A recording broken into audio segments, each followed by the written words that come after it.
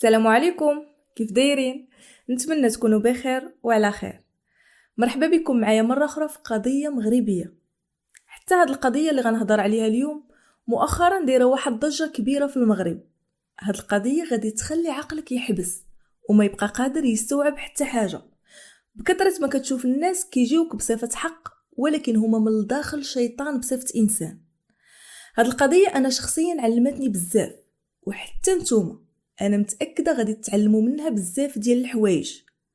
ولكن الدرس المهم اللي غتعلموا منها هو ما عمرك تعطي اسرارك او لا اسرار دارك لشي واحد، وخا ما نعرف شكون يكون هاد الشخص ومهما تكون القرابه اللي بيناتكم. ما نزيدش نطول عليكم ونمشيو نيشان نبداو القضيه ديالنا. القضيه ديال اليوم غادي تدينا الاقليم شتوكا ايتباها، بالضبط بجماعه انشاد بدوار امجار، مع واحد السيد سميتو عبد الرزاق. عبد الرزاق يكون في اواخر الثلاثينات من عمره، مزوج من واحد البنت احتراما ليها غادي نسميوها مريم. مريم كانت في العشرينات من عمرها. من بعد ما تزوج عبد الرزاق ومريم بقاو مده وهما كيدعيو من الله يرزقهم بوليدات، وفعلا ربي استجاب للدعاء ديالهم وحملات مراتو ببنيه. من يسمع عبد الرزاق باللي مراتو حامله ما قداتو فرحه، وباش يوفر ليها والبنت اللي جايه في الطريق حياه زوينه كان كيخدم في اي حاجه لقاها قدامه، حيت عبد الرزاق كانت الخدمه ديالو على باب الله، كل نهار وفين كيخدم وكل نهار وشنو كيجيب ليه رزقه. كان عايش هو ومراته باللي قسم ليه الله، ضاربين مع الوقت والزمان وواخا هكاك صابرين. وداكشي اللي دخلوا في النهار كيعطيه لمراته، حيت هي اللي كانت مكلفه بالمصروف. وحتى مريم كانت مرا ديال الزمان، حيت واخا كان المدخول قليل كانت كتحيد منه شويه المصروف وشويه كتجمعو لدوير الزمان.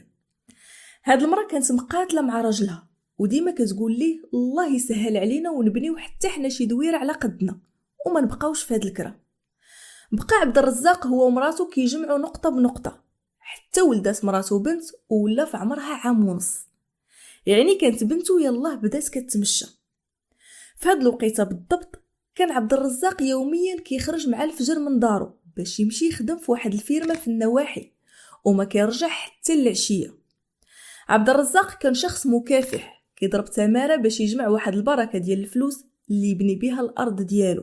بقى الوضع ديال هاد العائله على هاد الحال حتى لواحد النهار فين غيتلاقى عبد الرزاق مع واحد الشخص سميتو عبد الكريم. هاد السيد طلب من عبد الرزاق يعاونه ويشوف ليه شي خدمه، حيت ظروفه الماديه صعيبه بزاف وما بقى كيلقى ما يصرف على مرته وولادو.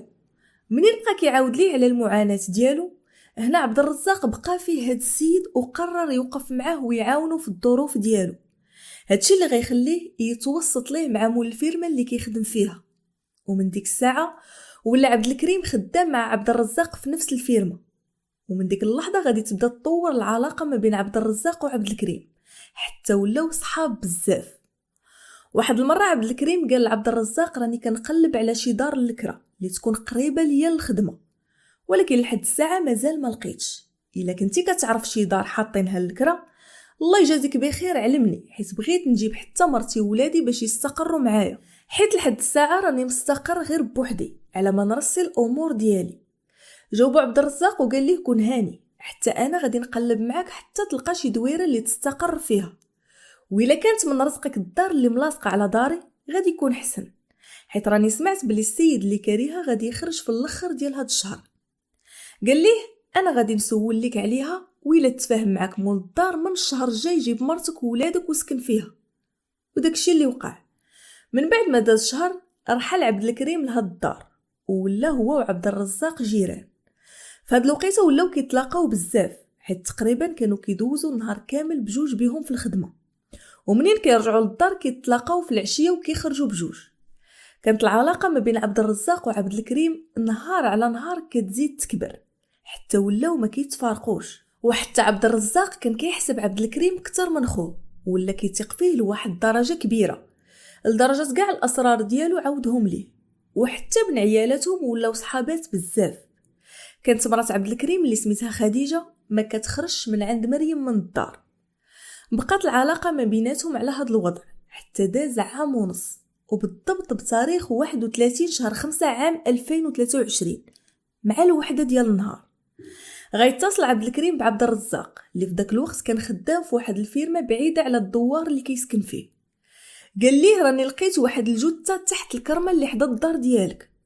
عبد الرزاق غير سمع هاد الهضره تخلع، وفي نفس الوقت ما فهم والو. قال ليه كيفاش لقيتي جثه؟ انا راه يلا خرجت الصباح من الدار وما كانت حتى شي حاجه تما. جاوبو عبد الكريم وقال ليه انا متاكد من هاد الشيء اللي كنقول لك، راه الجثه قدامي وراني كنشوف فيها، ولكن ما عرفتهاش واش ديال راجل او لا ديال مرأة، حيت لايحين فوق منها واحد الباش. منين سمع عبد الرزاق هاد الشيء اول وحدين فكر فيهم هي مرته وبنته، حيت خاف لا تكون وقعت ليهم شي حاجه. هادشي اللي غيخليه يطلب من جارو يمشي يهز داك الباش باش يعرف ديك الجثه ديال من. ولكن عبد الكريم قال ليه ما نقدرش، حيت الا قصت شي حاجه بيدي غادي نخلي البصمات ديالي. وهنا فين عبد الرزاق غادي يطلب منه يدق على مراته في الدار باش يتاكد باللي مراته وبنته ما وقع عليهم حتى حاجه. ولكن منين مشى جارو كيدق في الدار ما كان كيجاوبو حتى واحد. وهنا رجع اتصل بجارو وقال ليه راني كندق في الباب ولكن حتى واحد ما كيجاوبني، واللي خلعني هي العتبه ديال دارك راها عامره بالدم. هاد الخبر خلات عبد الرزاق يزيد يتخلع على مرته وبنته، وواخا كان كيتصل بمراته ما كانتش كتجاوبو. هادشي اللي خلاه يسمح في خدمته ويمشي كيجري عند مولشي اللي خدام عنده. ومن بعد ما عاود ليه شنو واقع طلب منه يوصلوا للدار ديالو. وفعلا هاد السيد وصل عبد الرزاق بالطوموبيل حتى للدار. ولكن منين وصل كيتفاجئ بالمقدم والدرك الملكي وحتى الناس مجموعين على دارو. حتى لهاد الساعه كان عبد الرزاق مازال ما فراسو والو وما عارفش الكارثه اللي وقعت لمراتو. حتى بداو الجندارم كيقولوا ليه البركه في راسك، والناس اللي تما كيعزيو فيه وهو مازال ما فهم والو. المسكين منين استوعب شنو واقع مشى كيجري حتى لديك الجثه وهز داك الباش عليها. في ديك اللحظه عاد عرف باللي الضحيه اللي تقتلات هي مراته. منين شاف مرته في ديك الحاله طاح على وقفته. شاف مرته وهي مضروبه بالموس في الجسم ديالها كامل، وبكثره الصدمه المسكين بقى كيبكي بواحد الحرقه عليها، حيت كان كيبغيها بزاف ومتعلق بها لواحد الدرجه كبيره، وحيت كانت صابره معاه على الحلوه والمره وعاشت معاه ظروف قاصحه اللي ماشي اي بنت تقدر تصبر عليها. في ديك الوقيته كانوا الجندارم سدوا ديك البلاصه كامله اللي وقعت فيها الجريمه، وعلموا الشرطه العلميه باش تجي وترفع البصمات اللي كاينين في مسرح الجريمه. وحتى الوقايه المدنيه جابت الكلاب المدربه باش يقدروا يوصلوا لشي دليل في اسرع وقت. وحتى الناس ديال الدوار كلهم كانوا مصدومين من هذه الفاجعه، حيت ما عمر وقعت عندهم شي جريمه في الدوار، لدرجه بقاو كيأكدوا باللي هذا الشخص اللي غيكون قتل مريم ما غيكونش من نفس الدوار، حيت الناس ديال ديك المنطقه معروفين بسمعه مزيانه. ومنين سالاو الدرك الاجراءات ديالهم هنا غادي يبداو يستجوبوا اول واحد بلغ على هاد الجريمه اللي هو الجار ديال الضحيه، وفي نفس الوقت صاحب عبد الرزاق الروح بالروح.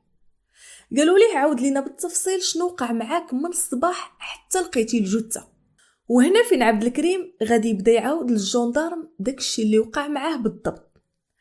قال لهم منين وصلت 7:30 ديال الصباح ديت ولدي للمدرسه، ومن بعد مشيت للقياده باش نصاوب شي وراق، ومنين ساليت دزت عند اختي للدار وجلست معاها شويه، ومنين وصلت الوحده ديال النهار رجعت في حالي. ولكن منين وصلت حدا الباب ديال الدار كيبان ليا واحد الباش تحت من الكرمه، وكانت خارجه تحت من داك الباش يد ديال بنادم وكانت كلها دم. منين شفت ديك اليد في الاول سحب ليا ديك الجثه ديال راجل.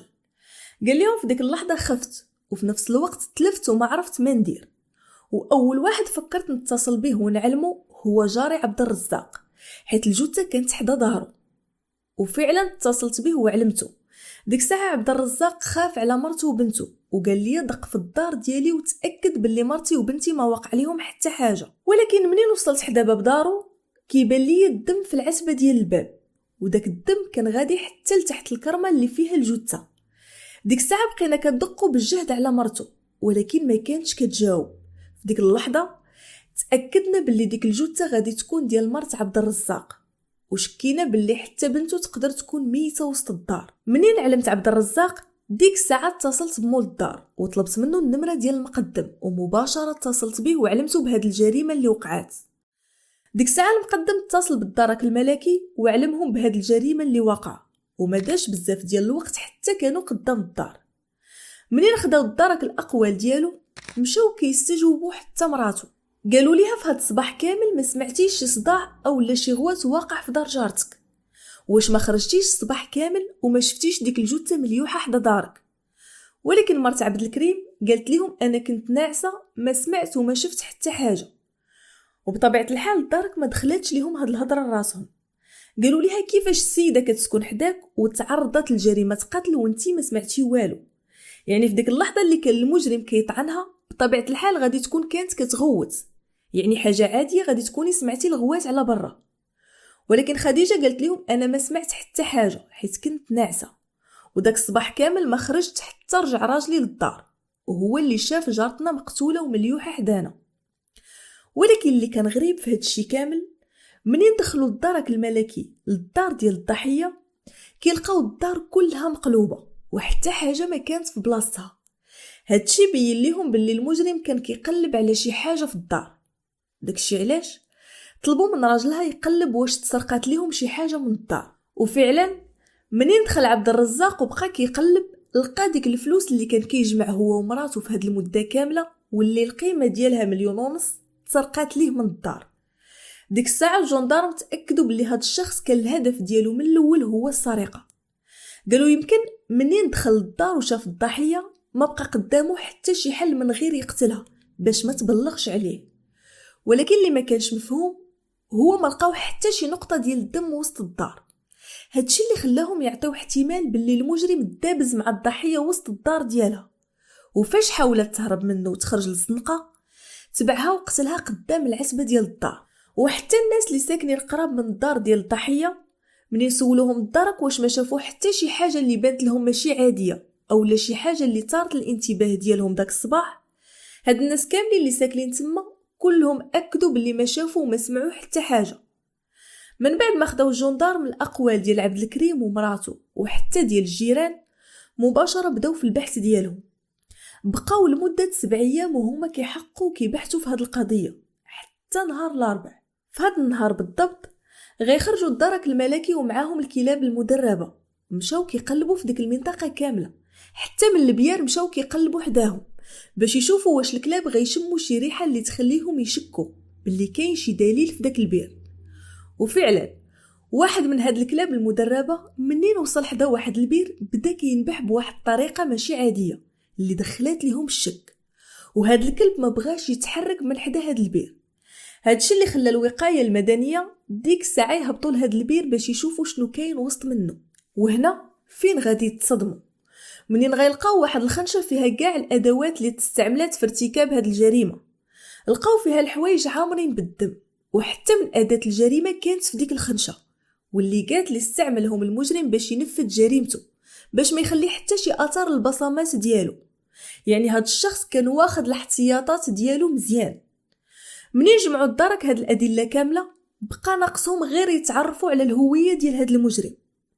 هادشي اللي غيخليهم يقلبوا في ديك المنطقه كامله على شي كاميرا اللي تكون قريبه من داك البير وتكون صورات المجرم منين كان غادي بديك الخنشه باش يلوحها تما. وفعلا قدروا يوصلوا لواحد الدار كانت دايره كاميرات المراقبه وكانت قريبه من داك البير اللي لقاو فيه الادله ديال الجريمه. ولكن منين قلبوا ديك الكاميرا هنا فين غادي تكون الصدمه ديال بصح، وهنا فين الدرك الملكي ما غيفهموا والو، حيت داك الشخص اللي شافوه ما عمر كان غادي يطيح لهم حتى في البال، حيت غادي يشوفوا الجار ديال عبد الرزاق اللي كان هو اول واحد اتصل بيهم وعلمهم بهاد الجريمه، وهو اللي بلغ حتى الصحافه. كيكتشفوا الدرك باللي هو نفس الشخص اللي كان غادي بديك الخنشه حتى البير واللي كان فيها داك الشيء كامل اللي استعمل باش ينفذ جريمته. في ديك اللحظه الدرك بقاو مصدومين وما متيقينش داكشي اللي كتشوف عينيهم، حيت عبد الكريم جاهم في صفه حق وهو من الاول كان غير كيمثل عليهم، حيت كان تاقن الدور ديالو مزيان لدرجه ما شك فيه حتى شي واحد.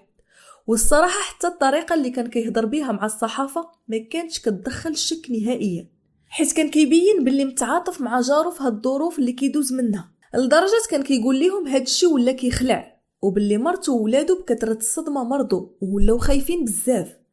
بقى كيتاسف لهاد الجريمه اللي وقعت لمرت صاحبه، وكيقول كون صحاب ليا غتوقع جريمه بهاد الوحشيه حدا داري من الاول ما نسكنش في هاد الدار. المهم كان كيقول لهم بزاف ديال الهضره اللي ما كانش كتدخل فيه الشك نهائيا. كان شيطان كيهضر بصفه انسان، لدرجه كان كيقول هاد الوقت خيابت وما بقاش الامان، والانسان ما خاصوش يامل لشي واحد. بقى عبد الكريم في هاد الدوار حتى نهار الاربع، وهو كيمثل على الدرك وعلى جارو حتى على الناس ديال الدوار.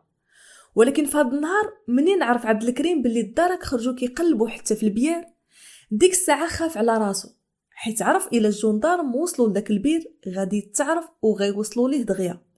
هادشي اللي خلاه يختفى من تما وما يعاودش يبان الاثار ديالو حتى نهار 9 في شهر 6 عام 2023. في هاد النهار غيشدوه الدرك الملكي مع 12 ديال النهار في الدشيره، ومباشره غادي يديوه باش يحقوا معاه.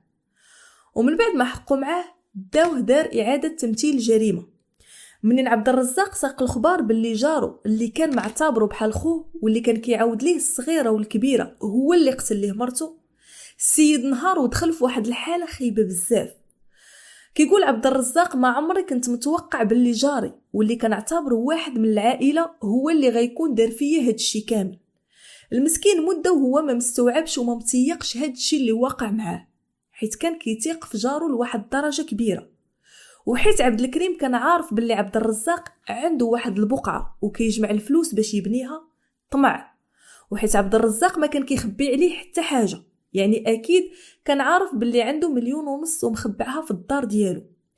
هادشي اللي خلاه يخطط ويوجد لهاد الجريمه على اتساع، حيت عبد الرزاق قال في التصريحات ديالو باللي عبد الكريم تقريبا مده ديال 3 سيمانات باش ما بقاش كيمشي معاه الخدمه. قال ليه انا ما بقيتش باغي نخدم في ديك الفيرما وجلس. وعبد الرزاق ما دا ما جاب، ولكن في هاد المده كامله كان عبد الكريم كيخطط مزيان لهاد الجريمه. هاد المجرم يتم بنت في عمرها 1.5 عام وفرقها على الام ديالها اللي محتاجه ليها كتر في هاد العمر. هادشي اللي خلى باها يزيد يتأزم كتر، حيت فاش كان كيعاود للصحافه كان كيبكي بحرقه على مرته حتى على بنته، حيت البنت من نهار ماتت امها وهي غير كتبكي عليها حيت محتاجه للام ديالها، لدرجه ما بقى عارف كيفاش غادي يربي ديك البنت بوحدو وهو كيقيل نهار كامل خدام. كان كيبكي وكيقول من نهار ماتت امها وانا غير كندور بها من دار لدار وكنطلب غير العيالات يشدوها ليا. الصراحه هاد المجرم تجرد من الانسانيه ديالو، ما عنده لا قلب ولا ضمير. كيقول عبد الرزاق كون غير جا عندي وطلب مني الفلوس كون عطيتها ليه، وغير يخلي ليا مرتي حيه. الحاجه الوحيده اللي كيطلب هاد الاب والاخ ديال الضحيه هو القانون ياخذ ليهم حقهم. هنا غادي تكون قضيتنا سلس. الى عجبكم هاد المحتوى ما تنسوش الاشتراك وتفعلوا الجرس باش يوصلكم كل جديد، وما تنسوش تخليوا لي الراي ديالكم في هاد القضيه في التعليقات. تهلاو ليا فراسكم وان شاء الله نشوفكم في الفيديو الجاي. السلام عليكم.